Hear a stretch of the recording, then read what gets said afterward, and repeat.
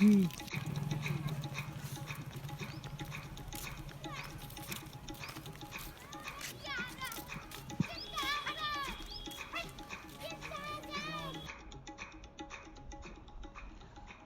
agriculture was backbone of the country's economy, then life in the Qasba or suburbs was idyllic, like in Saidanpur, the ancestral home of Saif Habibullah.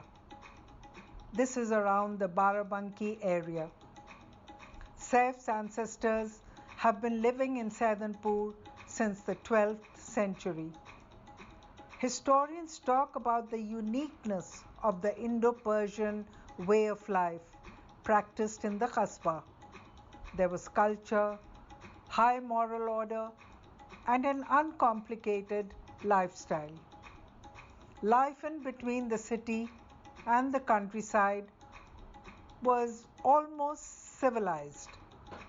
Here, bricks of pluralism and syncretic values cemented human relationships. Muslim landlords hired Hindu labor on their land. Hindu merchants employed Muslim artisans and craftsmen. Bonding all the people in a Qasba was a mutual interpretation of Sufi ethics and a Hindu way of life. This coexistence was occasionally marred by external interferences, but hatred of other human beings was not encouraged.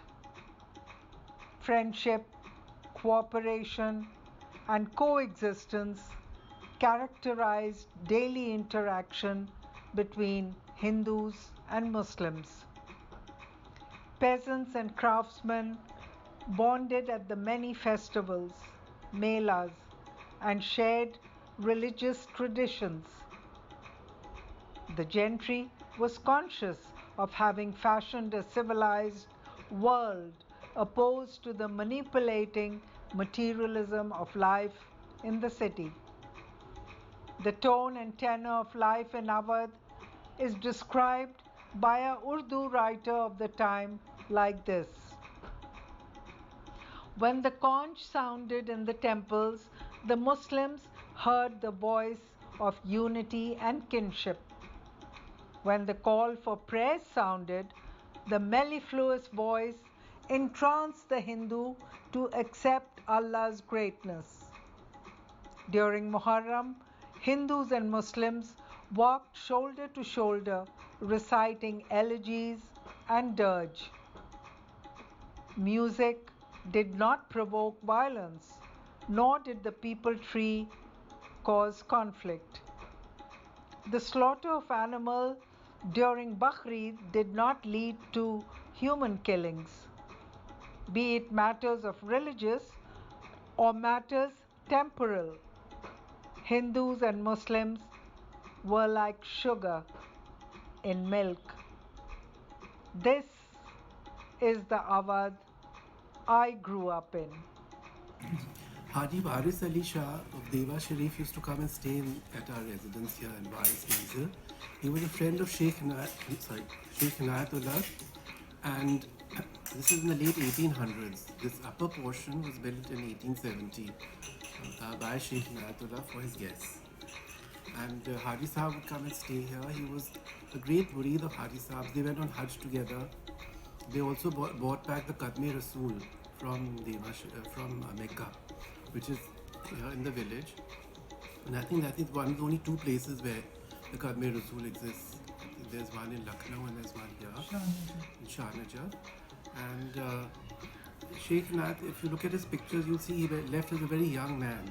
He came back as a much older person. And after spending so much time with Haji Sahab, there was kind of a spiritual revival within him. He built lots of Imam Baras, mosques in this particular village. And even though he wasn't a Shia himself, he was a Sunni, but all the festivities in the village are Shia festivities. Muharram is celebrated in a very big way. And I think Haji Sahab had a lot to do with that. And even though Haji Sahab was he was a Sufi, and he believed in the way Sufis preach. And he also had this thing about Hari Sahib was he didn't pray 5 times a day.